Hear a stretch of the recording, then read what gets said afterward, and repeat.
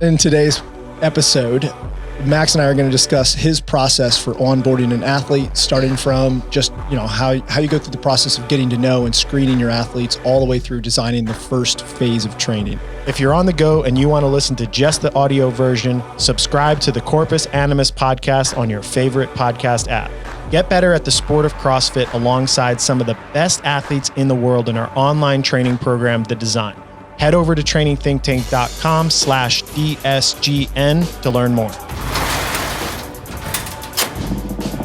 Drum roll. That's a weak drum roll. Really Hold on, weak. that's a punchline thing. Yeah, right? that's like Max. Tell us a joke. Tell us a joke. Come on. On Do the you have spot. a good joke? No, I have don't. a good one. No, come on. Someone has to do it. We're not starting this motherfucker till I someone tells don't a have joke. any. Why did the chicken run across the road?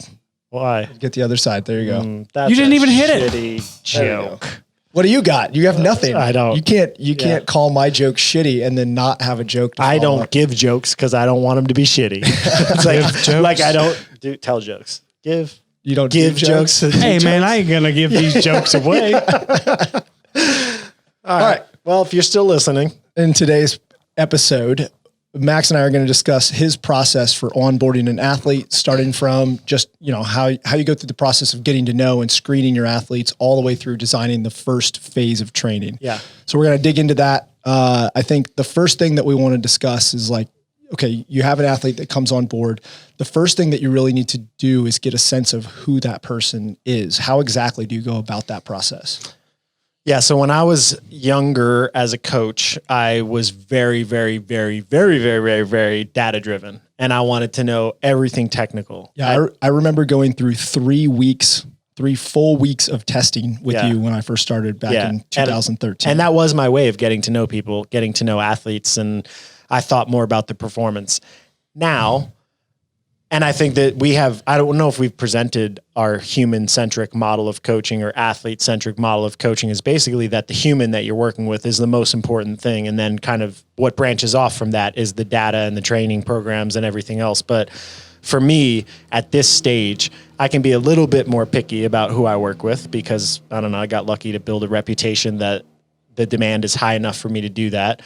And I also want to like the people that I work with. I want the projects to be something that's fulfilling. So I go through a pretty long initial consultation process, which isn't just the initial consult. I actually do like email screening back and forth, like make them send me some stuff to make sure that they are actually going to have good remote communication with me and that they can write full and coherent sentences that I can read, because a lot of the remote coaching process does require that.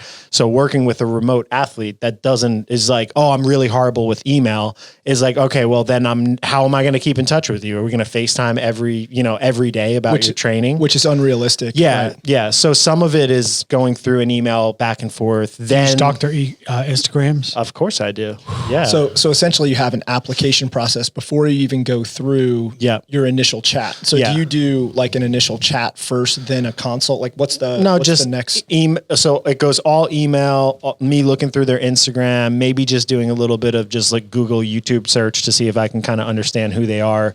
And then I'll set up a talk. And that talk in the beginning is very, very non-structured. I basically want to get them to tell me as much as possible about how they think, what they want to accomplish, where their headspace is, what they've done coaching before, what they think I can bring value. Because one of the dangers of becoming a popular coach is that people think that you're magic. And if people think that you're magic, it's taking away all the athletic personal responsibility that's required to get good. Like if you want to get good at something, you could have the best guidance in the world. You got to take the damn steps by yourself. We have a whole series on YouTube called No Wizards, which is a camp or a camp lecture series you did 2 years ago. Yeah. Seriously, it's like 5 parts. Go watch it. Yeah. So I did that to explain, like, if you put me on that type of a pedestal, you take yourself off the pedestal, but you got to be the person that believes in what you're doing, how you're doing it, your intention in training. So it's funny. Athletes always thank me. They're like, Coach, thank you for getting me to this PR. I'm like, all I did was put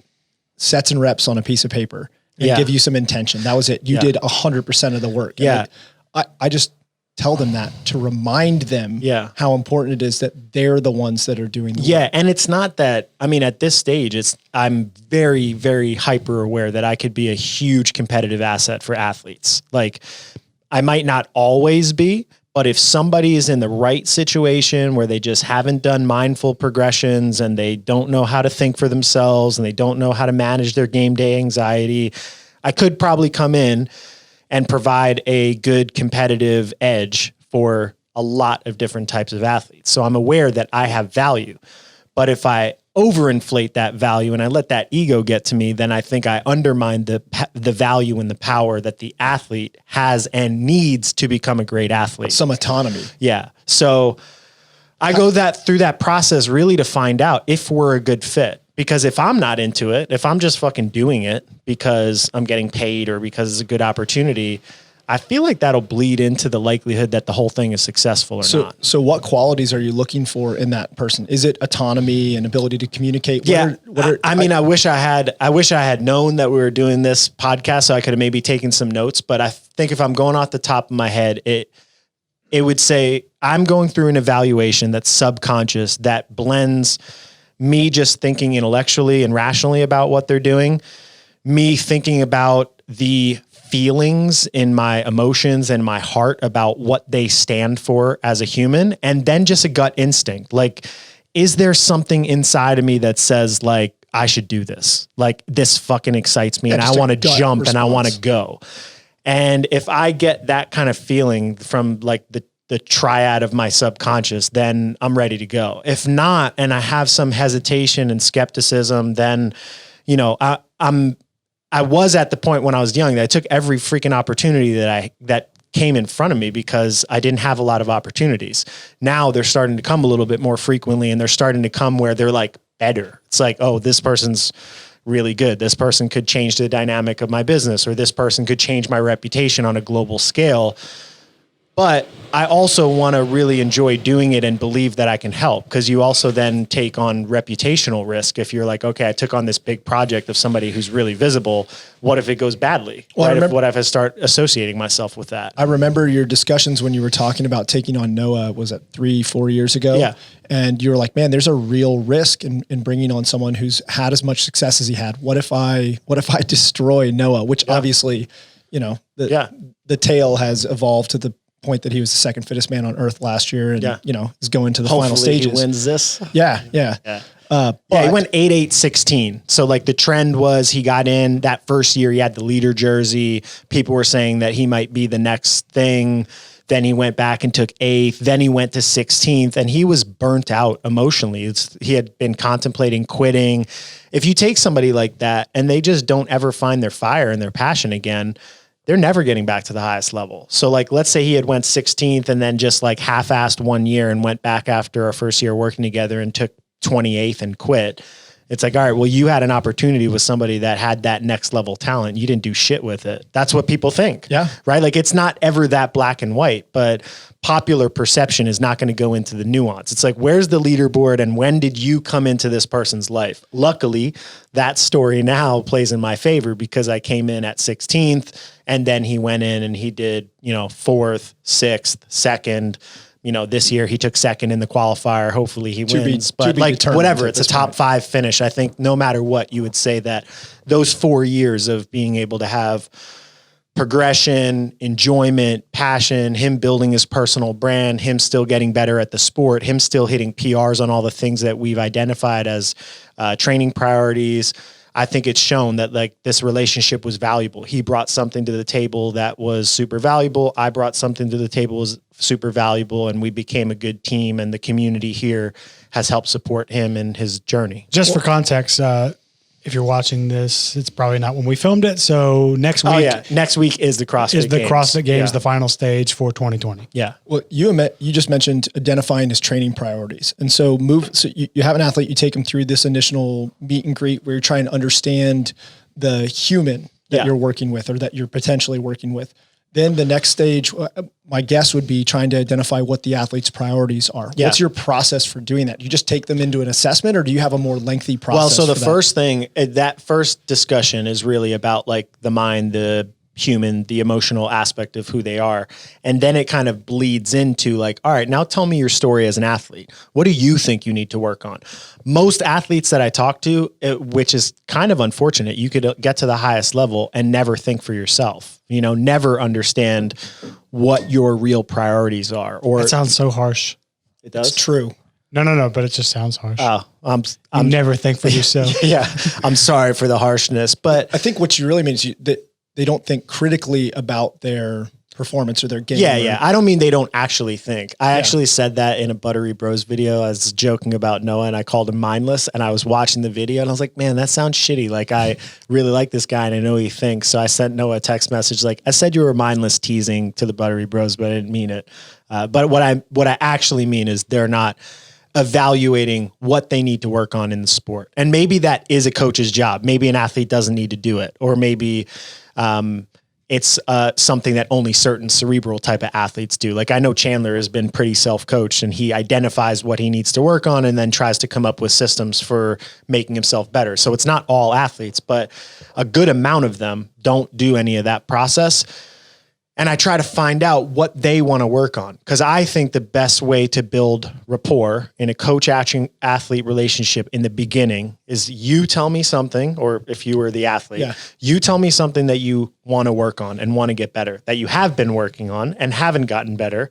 And I create a protocol and a system and a training priority structure that gets you better at it as fast as possible. You did that when I first started working with you with strict handstand push-ups. Yeah. It's like, tell me the one thing that you struggle with most and let me put all of my intellectual resources and training tools and methods into making that shit better to prove my worth. Right. Because once I prove my worth and once we've built some trust, it makes the whole thing a lot better, right? If I say, hey, I could really help you with this, and I come up with all this fucking shit and all these protocols and you don't get better, why are you going to listen to anything that I say? So I try to pull out of them whatever it is that they think they need to work on. Unfortunately, some of those discussions are frustrating and they don't know what they need to work on. Then I go through my own sport evaluation. So I look at every competition that I can find data on them. The CrossFit Games website is awesome for that, because the leaderboards go back open, regionals, games from the start. So as long as somebody has participated in the open, I at least have competitive data points to look at. Then I can ask them, like, how'd that workout go? Do you have a video of it that I could look at? Did you do a repeat? How did you break it down? So I'm trying in that process to get themes, and I'll ask. So essentially what you do is you gather their information, and then you're trying to get objective information about what their priorities are. Yeah. And if they don't have a lot of objective data and they don't have a lot of subjective data, then I just try to ask questions. And the questions at first will start simple. Like, do you like short workouts or do you like long workouts? If it's long workout, do you like where it's a workout where it's, 1K row, 20 burpees for 5 rounds, or a chipper that's 100 reps of this, 100 reps of this, 100 reps of this, 100 reps of this? Because I can start to identify what are the styles of workouts, what are the underlying energy systems. Like, I'm basically trying to get information from them that would give me insight into physiology, into their psychology, into their muscle. I was going to say muscle physiology, but more like muscular tolerance or movement specific tolerance, their ability to recover from work sets of 10s or something like that, which is important for the sport. So I'm basically going through an evaluation process through words, just through a discussion, not like, basically, like you said, I put you through 3 weeks of testing to start. And I think about that now as maybe 3 weeks of wasted training. Like, let's say I put a week of testing together and then got all of that other information just by talking to you, we can get to work 2 weeks earlier. And that's in the classroom. I put together the getting started with a client. One of the pieces of that is the movement list, right? Yeah. Where you actually are just going through. And since some of the discussions that I have with clients are probably not as lengthy as what you have, that's one way for me to get data or get, the subjective data for that client on as many different movements as possible. Yeah. Yeah. So that would be my initial process for trying to organize priorities. And I like your movement list, but I generally just do it by talking. So, like instead of giving them, wall balls, thrusters, double unders, I'll just say like, hey, what movements come up that really get you? Or what are your really key movements? And I'll just kind of start writing it down or start typing it up. And then that moves into me trying to identify some sort of a movement screen to put on them. Yeah. So you've essentially got, about them as a human, you know what they want to prioritize. And then, from a sport perspective, what they really need to do to get better and potentially move up on the leaderboard if that's what they're trying to do. Yeah. Now you're going into some sort of movement screening or assessment process. What does that look like for you? Yeah. So, watch the movement course if you want to know how I think about movement. That'd be a conversation in and of itself. But at a general level, I try to think of my lens of movement encapsulating all of the sub movements that come out in CrossFit. So instead of thinking of wall balls, overhead squats, front squats, back squats, split squats. Like all of the. No, that's a lunge pattern. Yeah. I was going to correct him, and I was like, "No, Chris." Thinking of all the bilateral squats independently as their own skills makes writing a training program like paralysis by overanalysis. There's just too much shit to get in. Right. So if I can start to condense things from a movement perspective and say, is this person good at hip dissociation? If they are, that means they're probably going to be good at box step ups, lunges, split squats, running, sled pushes, things that require hip dissociation. If they're really good at bilateral squats, they're probably going to be good at most of the bilateral squats. If not, they might show and present like, oh, you have a bad front rack. Great squat mechanics, but a bad front rack probably means bad thrusters, bad squat cleans, bad dumbbell thrusters. Like it gives you like movement priorities within the squat pattern that you could start to prioritize. So I look at the big picture of movements and, I don't really necessarily split it up into categories, but if I did, it'd be like, hinging, which would be deadlift. I'd probably put jumping into that, but that might be its own thing with bounding and rebounding and jumping mechanics, hip dissociation, bilateral squats, bilateral pulls, pulling gymnastics, pushing strength, and all of that type of stuff. And I try to get like, okay, what's this person's body set up really well to do that is going to need less training that can go into maintenance mode? And then what is it not set up well to do? Some people are naturally hingers and not great squatters. Some people are naturally squatters and not great hingers. Some people are great at pulling, but not as good at pushing. And I try to figure out how to identify what it is I need to work on. And if there's any real low hanging fruit, right? Like, is there an inability to control your spinal positions and just basic arch hollow sequencing that might make your gymnastics pulling worse because now you can't time and, use momentum to help you bypass a weak pulling pattern. So I go through that whole process and it's kind of complicated. I don't think I'd be able to explain it, but I think it's, a pretty extensive basic gymnastics screen, some basic movements, and then me observing just some of the skills that they would do. So, So to be clear, you're looking at them more from a global movement perspective, squat patterns, hinge patterns, and you're not doing a joint by joint assessment. You're not looking specifically at ankle range of motion or knee flexion range of motion. You're not looking at the person from a joint by joint. You're looking at them from a much more holistic perspective. Yeah. I think the anatomical model of movement is super important. You need to know what dorsiflexion and knee flexion and hip rotation is all about. And those ways of teaching are important. But when you really start to put it into a dynamic environment, you have to actually see the movement and see how they coordinate it. And you might identify that somebody has an overhead squat deficiency. All their squat patterns are good, but their overhead squats aren't good. Well, arms overhead requires a little bit more forward knee tracking. And then you backtrack and say, all right, well, your ankles are really tight. So the training protocol to get overhead squats better might have ankle dorsiflexion work in it. But going through an ankle dorsiflexion screening test, from what I've experienced as a coach, does not translate into then being able to identify people that can overhead squat well. I've seen people with no dorsiflexion that can bury an overhead squat, and I've seen people with great passive dorsiflexion that can't overhead squat at all. So you go global to micro versus trying to go micro and then decide what the priorities are based on minutiae, and essentially. So I used to do minutia. I mean, I sent out in my mentorship program and in our basic assessment internal education system, I put together my first movement screen after I did the movement course, which had full joint rotations of every single joint, like full assessments of all the basic positions. Like it was, hours of people going through their own digital movement screens, videoing themselves and sending it. And I would look through all of it and learn a lot. But then over time, as you gain more experience and wisdom, you realize like, I probably could have seen that in this. I could have seen that in this. I could have seen that in this. I could take 10 tests and put it in this one. Let's go big picture first. Yeah. I just find that big picture observations for me are easier than micro details. Part of that is developed, like a coaching eye gets developed over time. And so your ability to assess an athlete by watching a squat, the first time, the first 1,000 times or 10,000 times you watch someone squat, you're going to be very limited in your ability to actually determine what someone's priority movement, work might be from watching that squat. But once you've watched your 100,000th squat, you probably have a really good idea of what joints are restricting their movement just by taking a look at it. And so, I think that's something that's important to keep in mind, especially for people that are listening to this that are coaches, starting when you're at the beginning of your career doing, individualized coaching, starting by watching their squat, it's probably good to build your bank of watching squats. But on the flip side, you might want to take a more joint by joint approach until you are more practiced in watching people move. I mean, I think the path, so if I were, all right, I'm going to start with a new coach. Yeah.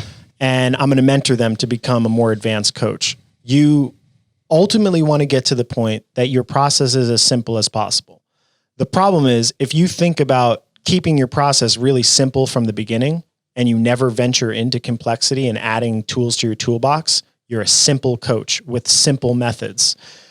What I try to encourage people to do is start simple. Start with shit Like in the beginning, if you just went to a level 1, start with the 9 foundational movements as your movement screen.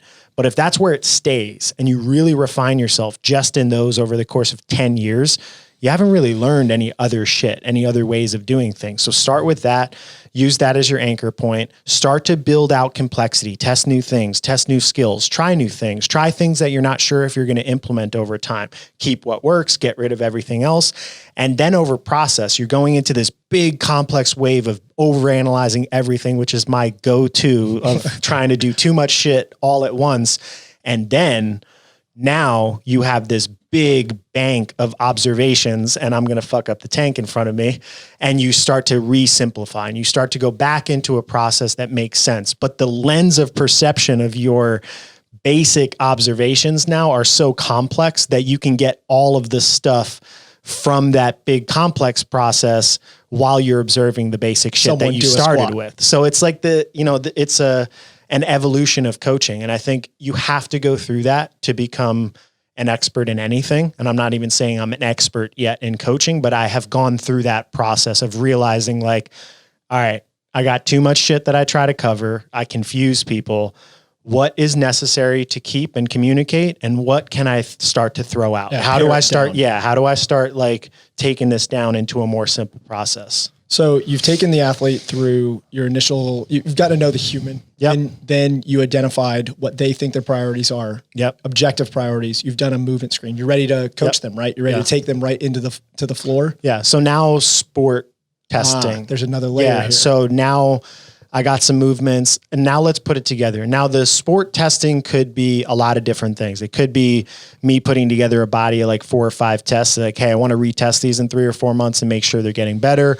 Or it could be starting points hey, build up to a tough single snatch for the day. Don't risk missing. When you start to feel your technique break down, stop. I just want a number. That number and that snatch is then going to be used for their percentages moving forward. Because if you use, let's say I started working with you right now, and let's say what's that number for you? If you walked out to the floor, you're pretty confident on it every day. If you got fired up, warmed up well, that you could snatch with good form. 250. All right. What was it 5 years ago when you were in your competitive peak? 270. So if I use 270 to build your progressions would suck and you'd get buried. Miss 80% of what I was supposed to do. And I also have learned over time not to trust the discussion 100%. You got to do a little bit of digging. So I have them do some stuff. about to start to work with a higher profile athlete. They told me that during quarantine, they had 2 priorities that they've been working on: double under his toes to bar. They got exposed in 20.2. And I said, and they like, I feel way better with these now. It's like, well, do you retest 20.2? No. Like, all right, how do you proof's know? in the pudding. Go and do it. Show that your feeling doing those movements transfers into better performance, which is going to be even harder because it was an open workout. So those types of things are part of my like next wave of analysis. Or you find out that, okay, muscle ups aren't good. They're a major priority. How do I want to train that? Well, I might want to train it in 3 capacities. I might want to do basic gymnastic strength. So like false grip strength, ring to chest strength, dip strength, support strength on the rings. That's one component of it. Then I might want to say, okay, well, under fatigue, I want you to be able to do sets of 5 unbroken on as little rest as possible. So I might say row a 1K at 20 seconds slower than your 1K PR, or 30 seconds slower than your 1K PR. You have a 15-second transition, and then jump up onto the rings, do 5 unbroken, count to 10 or a 10-second clock, and do that until you fail. And that might be an assessment that is really leading me into a training progression that I want to do that's teaching them to do repeat muscle ups on a regular basis.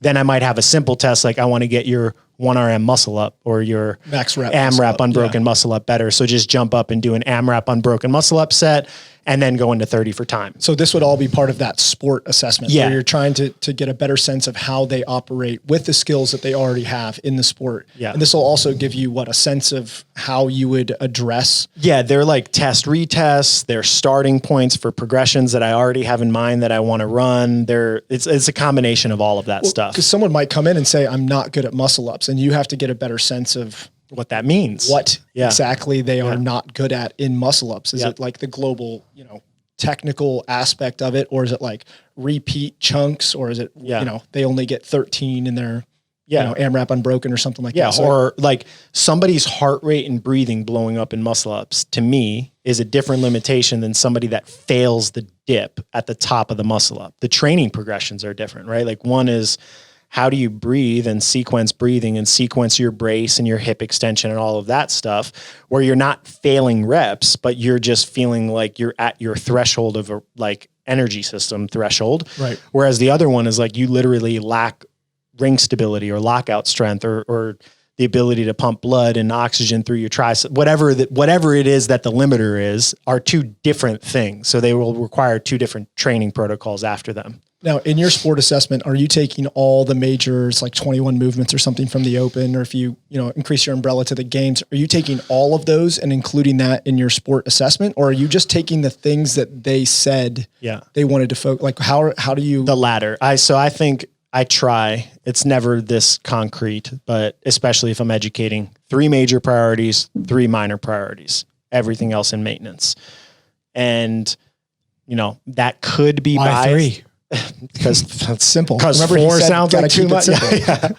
Yeah. I don't have an answer for why 3, but that just seems like a good way that you could get everything in the week. You can, if you have 3 major priorities, that means you can probably do all of them twice a week.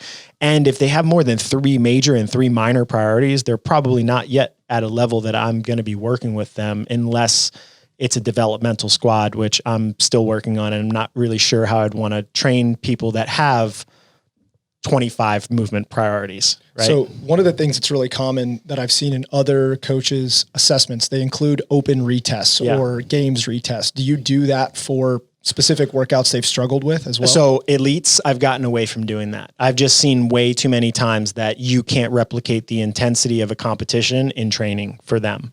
If somebody is 3 years into training and they've done the open, then I'm a big proponent of retesting things. I mean, I did a training progression with Brandy on 16.5, which was also 14.5, where we retested. That workout was 21, 18, 15, 12, 9, 6, 3 thrusters. Didn't it start with 27? No, that was 27, 21, 15, 9, 15.5. That's right. Both horrendous workouts. And that many, I think it's 87. I don't remember the math directly, but it's a lot of damn thrusters and burpees. And Brandy, I think, retested it 5 times in one off season.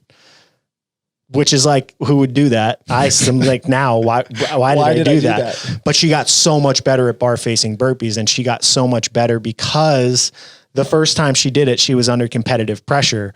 Then we're building a bigger base of skill so she can improve it. Whereas if Noah retests that workout, like his burpees are already done at 2 seconds a rep. His thruster capacity is already really good. What are you going to do to will him into going as fast as when it actually matters to him in competition? Yeah, probably nothing. There's just no incentive. Donuts that you can put in front of Noah to get him to have the same level of motivation that he does trying to qualify for the CrossFit Games directly from the open. Yeah. So I don't really do that much retesting of that unless it's very context specific, or unless somebody got exposed on a weakness that I want to set people up for success. So like, every once in a while, I'll try to give them a dose of humble pie. If I'm like, I just want to prove you think you're a little too hot shit right now, and you need to recognize that a month of sloppy training can take you away from the elite level every once in a while. But most of the time I want people confident, right? I've seen you do that to athletes on site.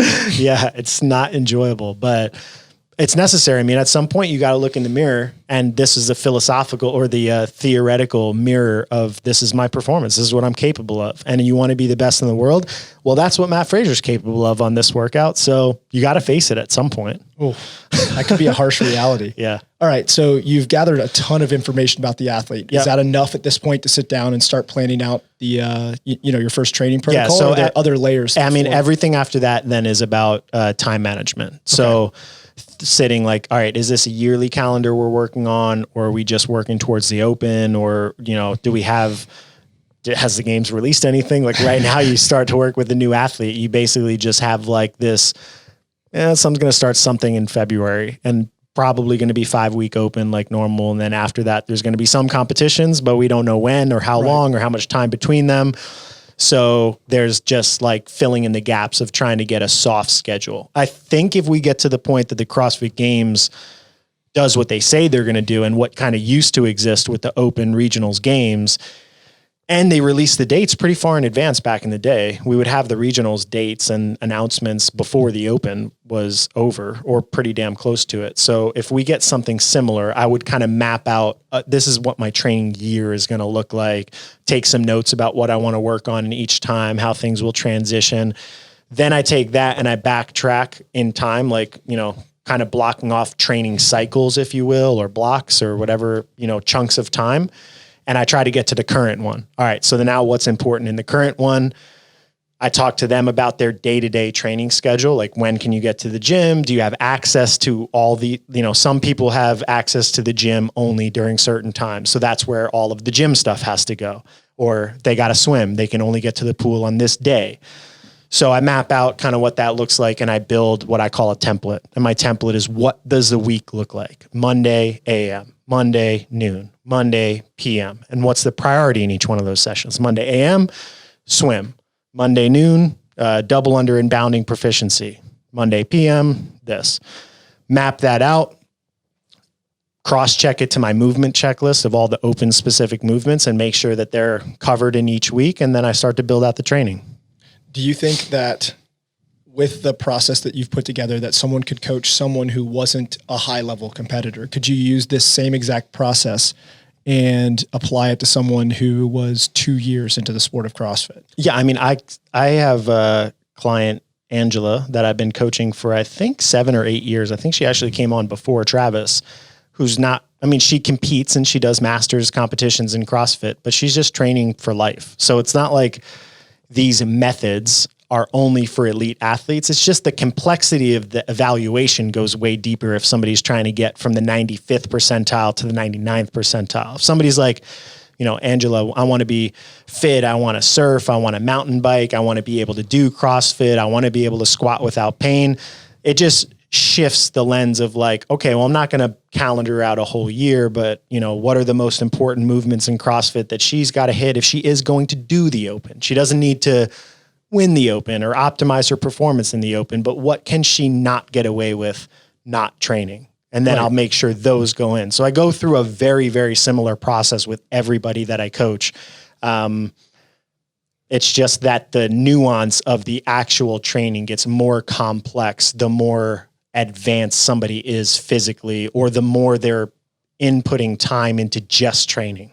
So let's say you get to the end of a season. Do you repeat this entire process from start to finish, or do you where do you pick up at the end of the season? You do your analysis and it pretty much starts over.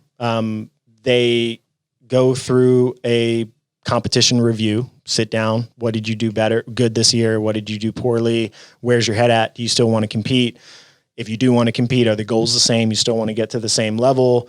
And then kind of go through all right, people go through training for a year. You get tweaks, aches, and pains. There needs to be some re-evaluation of the way they move and the way they train movement. So that kind of leads into an off-season training program. They don't go through as much sport testing, but that sport testing will start when we kind of move into the first real training phase post off season. So now it's not about an initial assessment. It's just about all right, well, we've finished and we've climbed up this mountain and, got to wherever you got on the mountain and you came back down and now you got a new mountain that you want to climb. And we got to go through a similar process, but it's not as detailed each year because most of the themes and patterns that play out in people and the way people move stay. It's not like somebody who's a great jumper and a poor squatter all of a sudden is I'm awesome at squatting and I can't pull for shit. That very rarely happens because it's limb length, levers, and all those stuff doesn't really change that much. So speaking of the off season, how much do you integrate an athlete's priorities that you identified in, their initial consult or in their season review? So they're in this kind of period of time where they're training with a little less direction and structure. How much do you include their priorities in that? In the off season? Yeah. A lot, at least once a week, but it's just in a different format. So it's not like Noah, for example. He needs to get better in order to close the gap on Matt or, Matt who? Matt who, exactly. On Matt Hewitt? Yeah. Matt Hewitt? In order to close the gap on Frazier, if Noah wanted to have elite dominant levels of performance, specifically running with weight, running when it's mixed with other high power implements and the cyclical stuff, rowing, assault bike, those would be the three major training priorities. If that shit's getting trained at max effort in the off season, he's not going to be recovering mentally and physically from a year. So in the off season, we're on those things, but it's go for a 30-minute run. That's it. There's no time, there's no intervals, there's no heart rate, there's no threshold of capacity. It's learn how to love and enjoy these things and just keep doing them. And, look when you're running, look at the trees, focus on your breath, enjoy yourself that. So hang on. Your recommendation for people to get better at running is to look at the trees? Yeah, exactly. Yeah. Yeah, exactly. That is why I'm not good at running. Because you're busy looking at the trees. All right. But just making sure they touch it in a non-threatening capacity. Heard that. They keep doing it. Touch this in a Max, non-threatening. that was extremely in-depth. Thank you for digging into that. There's actually a bunch of stuff that I picked up, taken away from that. So hopefully everyone who listens to this, who's a coach, you've at least got a framework for how to get started with a client. I got a bonus question. Go for it, Chris. I'm going to put you on the spot, really. Oh, yeah. Is there anyone in your whole coaching career that you've looked at, elite-ish level or not, that you looked at and you were like, man, that's the person, if they would let me coach them, that's who I could do the most damage with? Oh, you mean I could help? Who? Yeah. Is there someone out there where you're just, that you could break? Yeah. Where you're watching them and you're just I could fuck anyone up. where you just think, man, if I could really get my hands on Ricky. them. Yeah. So there are definitely people, but I feel how could I say, I'd be calling them out or talking about people specifically. No, because it's more about that you feel like you could help. I guess that does imply that they have shitty training protocols from my perspective. Well, give us something. Yeah, I can't. I can't give you something on specific people, but I have seen there are athletes that it seems have an enormous amount of physical talent in the sport. They move fast enough, they have all the skills, and they show up at competitions and they keep getting exposed to either the same things that they aren't getting better at, or they seem to break down mentally a lot. And I think one of the issues with that is that people approach the mental game as if it's just thinking about something. Like I can talk to a psychiatrist or a psychologist or a sports psychologist, and I can start to work on understanding my thought processes. Then those thought processes will carry into performance. But I think there's the aspect of doing something that is not really about thinking, but it's about behavioral creation.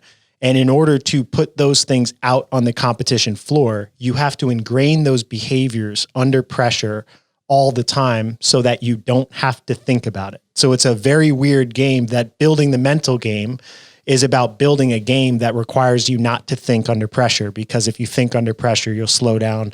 And there are some specific athletes that I've observed that I think if I could put them in the right environment and I can get them around the right people and I could help them build their confidence, I think they could get to a higher level than they've been expressing. But, you know, whether or not that actually is true can only be tested with them coming on board. So they need to learn to think for themselves and also practice not thinking. Yeah. And build habits that require them not to think under pressure and just act, just be, just fucking do what you've trained yourself to do for the whole year. Don't think about how you're going to do it. Just do it. Like Nike says. Ta-da. That's the close. Thanks, guys. See ya.